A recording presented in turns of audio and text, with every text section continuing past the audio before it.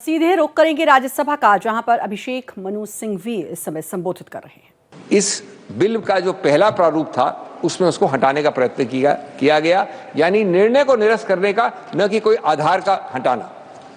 जब कोई प्रोटेस्ट आए शायद मिलीजुली पार्टीज के, तो एक और रोचक प्रसंग निकला। उन्होंने कहा कि ठीक है, हम इसको हटा तो रहे हैं लेकिन इसको भविष्य से हटाएंगे, रेट्रोस्पेक्टिव नहीं, यानी वक्फ बाय यूजर आगे से नहीं होगा। जो गलती पहले की आपने, अगर कोई चीज कानून द्वारा स्थापित पाई गई है और आप उस चीज का, उस निर्णय का, उस उच्चतम न्यायालय के जुरिस्प्रूडेंस का आधार नहीं हटा सकते हैं, तो आप उसको नहीं हटा सकते हैं, भूत के लिए भी और भविष्य के लिए भी, retrospective also and prospective also. तो इसका कोई तर्क, इसका कोई खास मुझे समझदारी नहीं दिखी। 8वां क्लॉज 3 के अंतर्गत 5 साल के इस्लाम के अनुयायी की, जिसकी अभी जिक्र हुआ, आवश्यकता है। लेकिन साथ साथ एक बड़ा रोचक वाक्य और है जिसकी जिक्र नहीं हुआ। वो 5 साल के इस्लाम के अनुयायी के बाद जो वाक्य है वो कहता है, quote, having ownership of such property and that there is no contrivance involved in the dedication of such property, unquote। या तो हमारे ड्राफ्ट्समैन साहब साहिबा बहुत सरल हैं या अत्यंत शातिर हैं। ये कंट्राइवेंस क्या होता है? ये युक्ति, ये तरकीब कौन, कैसे, किस आधार पर, किन तथ्यों पर निर्णित करेगा? यानी अगर एक व्यक्ति 5 नहीं 30 साल से इस्लाम का अनुयायी है, उसके पास सेल डीड है, वो मालिकाना हक है उस जमीन का, फिर भी वो जिंदगी भर कलेक्ट्रेट और सरकारी दफ्तरों के चक्कर लगाएगा, ये बताने की कंट्राइवेंस नहीं है। और इसीलिए वो हमारे शासकों के नियंत्रण में रहेगा। मिट्टी मेरी, मकान मेरा, इबादत मेरी, निशान मेरा, फिर भी कहते हैं सबूत दें कि हक है तेरा।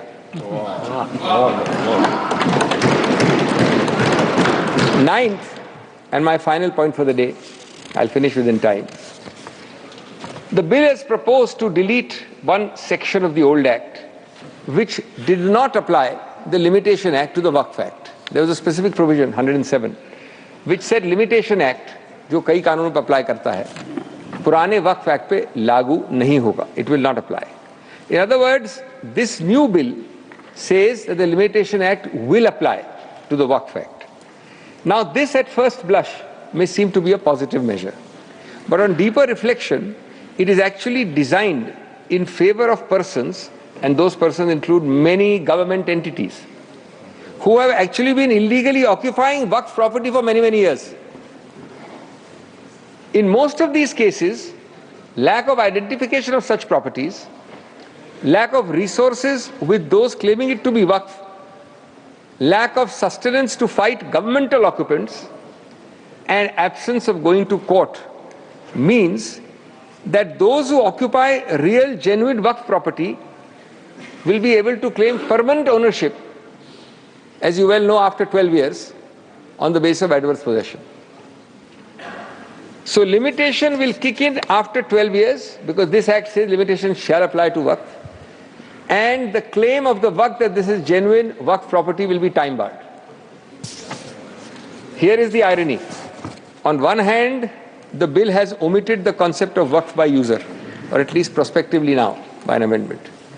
It disallows Waqfs to be created on the basis of uninterrupted usage over a significant period of time.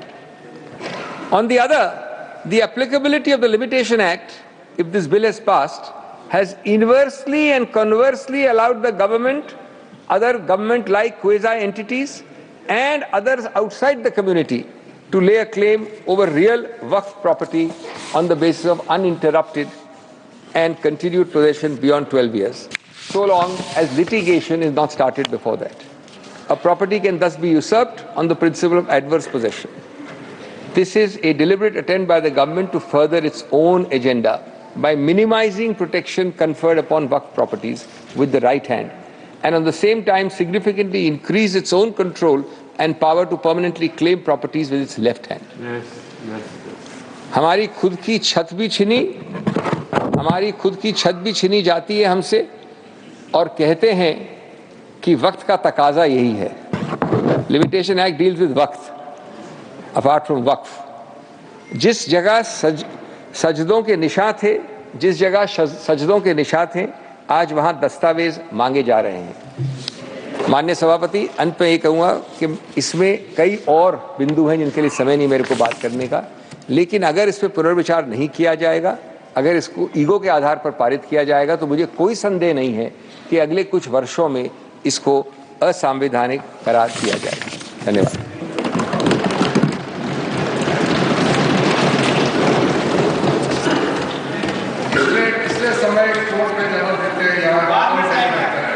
जाहिर था,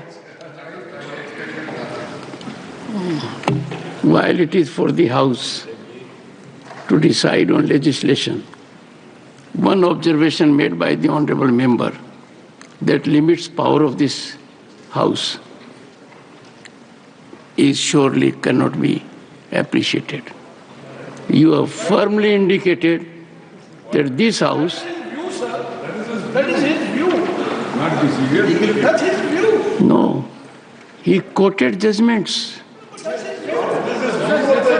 Well, honourable members, I have been firm in echoing this thought process in the entire House on multiple occasions.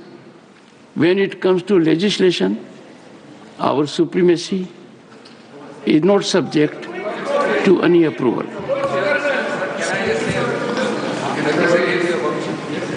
Sir, your view is supreme. Your view is supreme. But equally, I submit with respect, the view of a member who speaks is also supreme within his speech. Right. Unless I say something, sir, just one instance. Sir, unless I say something expungable, I do not it is seek my to, view that Dr. legislation Singhvi, of this House is not Dr. supreme. Singhvi, The Constitution I is supreme. do not seek to join issue with you. Yes. All that But I I said, wish sir, to make it very categorical. yes. Your view. Repository of sovereignty Sir. is this House. I would be the और last दूसरा, person. Singhvi साहब, एक राय दूंगा, आपके पिताजी बहुत नफीस थे। उन्होंने कभी सभापति के बाद जी लगाना नहीं भूला।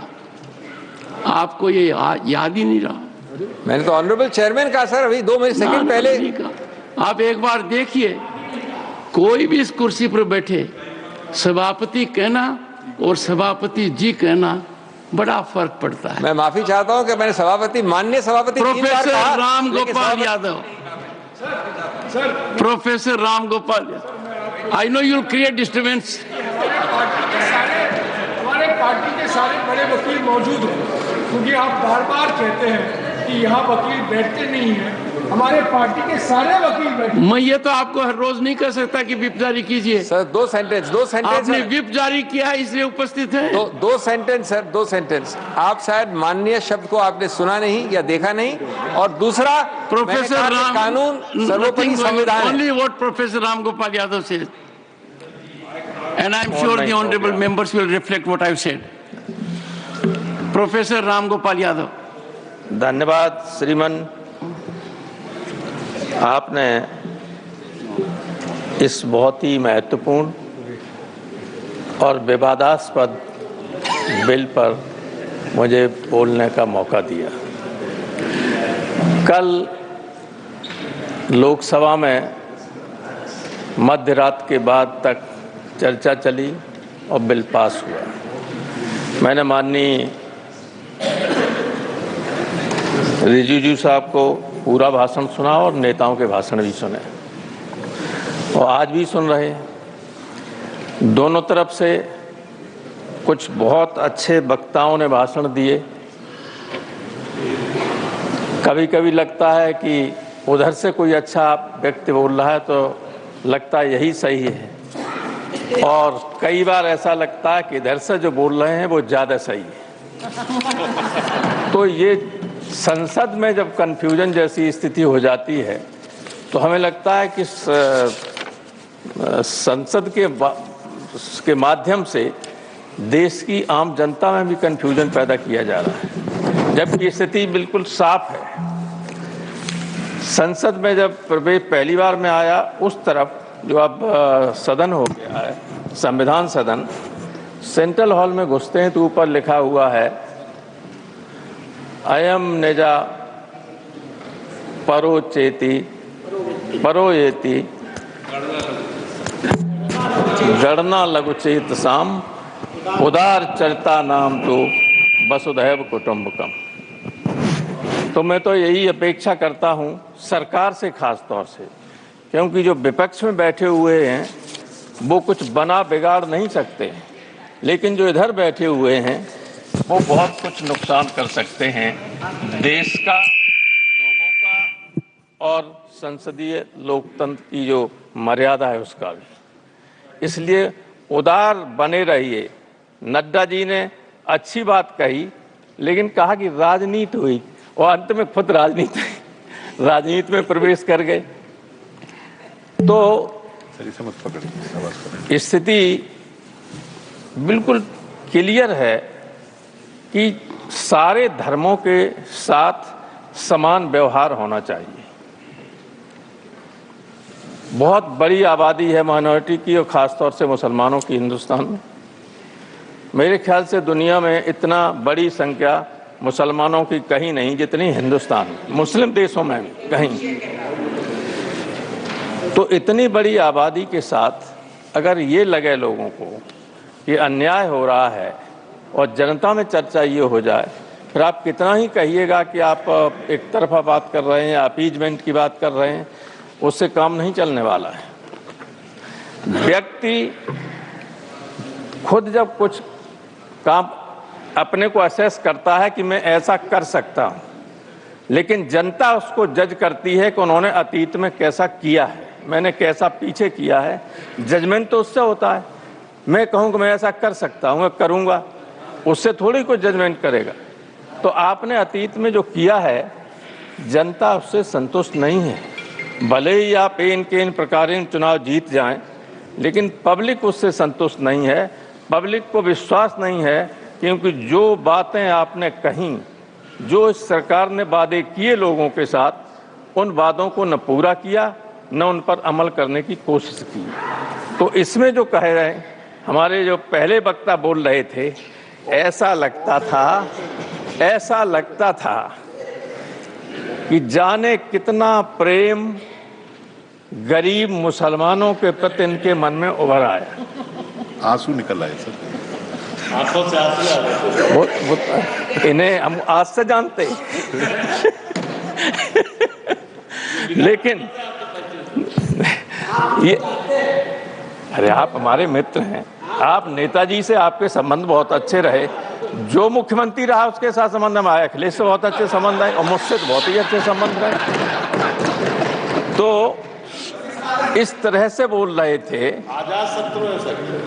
बहुत अच्छे आदमी तो हैं, अच्छे आदमी हैं, किसी एक आदमी से लड़ने की वजह से यहाँ आ गए, लेकिन अच्छी बात है, इसकी आलोचना करने से बड़े पद पे पहुंचे। शादी कहला से किया। तो मैं ये कह रहा था कि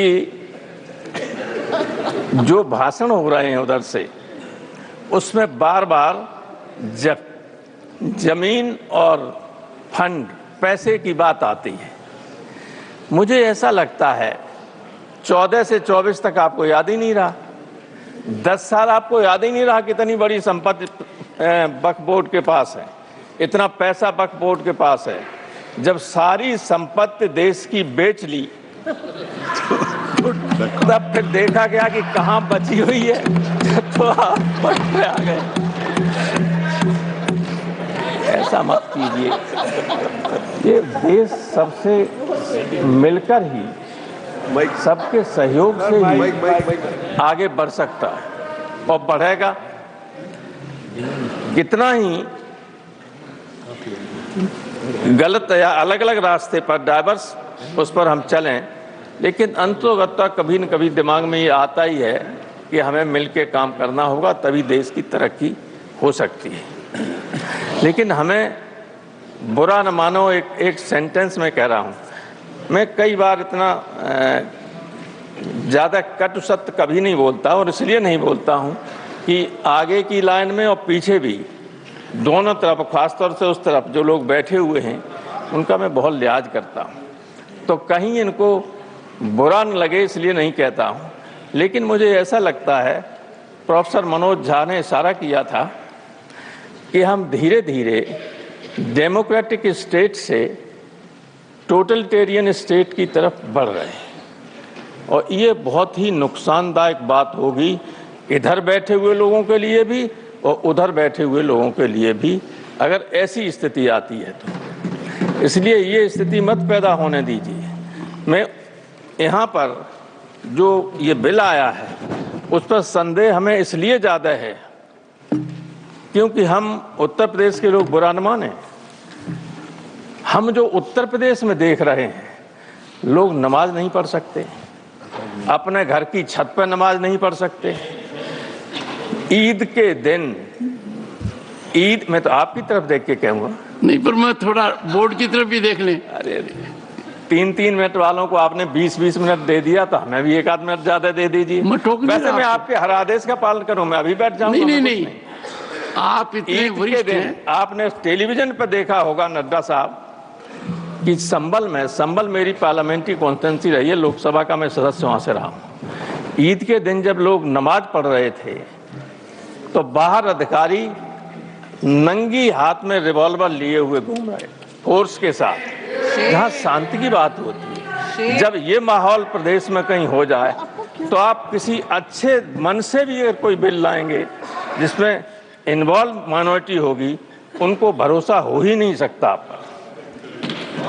इसलिए पहले तो उत्तर प्रदेश की सरकार को संभालिए कि माइनॉरिटी के साथ व्यवहार ठीक करे, और उसके बाद इस तरह के बिल लाएं तो इसमें भी संशोधन। ये तो आपने सोचा ही नहीं, हमें लगता इसको इम्प्लीमेंट करेंगे तो कितना संकट आएगा सामने, उसको लागू करने में आपके ही सामने दिक्कत आ जाएगी। 5 साल से इस्लाम का प्रचार कर रहा हो, जो हिंदू पैदा हो गया वो हिंदू है, जो मुस्लिम पैदा हो गया वो मुसलमान है। अब वो प्रचार कर रहा है, प्रसार कर रहा है, इस्लाम का कर रहा है कि नहीं कर रहा है, ये आपके हाथ में, न हमारे हाथ में, ये तो ईश्वर के हाथ में है, अल्लाह के हाथ में। कौन कहाँ पैदा हुआ, जो पैदा हुआ जहाँ वो है, अगर मुसलमान पैदा हुआ तो मुसलमान धर्म का है कि नहीं, माना जाएगा कि नहीं माना जाएगा। तो 5 साल का वो उसमें बैरियर लगाने से क्या फायदा है। Thank you professor. पूरी बात, और सारा अधिकार अगर कलेक्टर को दे दोगे तो आर्टिकल 26 का उल्लंघन तो है ही।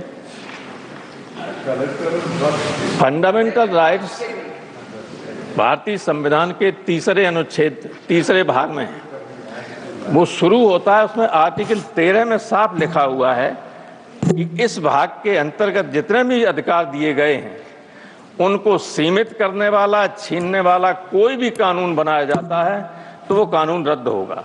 आर्टिकल 13 में है, आप जानते हैं, सभी जानते हैं, बड़े बड़े वकील बैठे हो। तो आर्टिकल 13 और आर्टिकल 26 में है कि आप कोई भी माइनॉरिटी अपना रिलीजियस मैनेजमेंट और सारी व्यवस्था खुद कर सकते। दोनों को एक साथ पढ़ें तो आप स्वयं इस निष्कर्ष पर आ जाएंगे कि सब इलीगल है, असंवैधानिक है।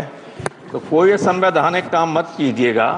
आप बहुमत में हैं दोनों जगह, वहाँ तो बहुमत बना लिया आपने और यहाँ हुए आप यहाँ वास्तव में बहुमत आप।